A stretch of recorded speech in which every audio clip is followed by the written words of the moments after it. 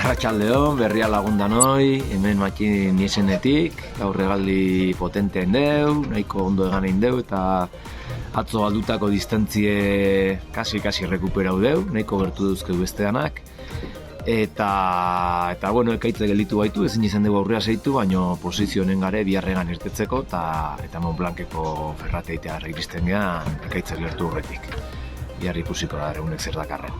Venga, eskerrik asko anoia animukati, jo.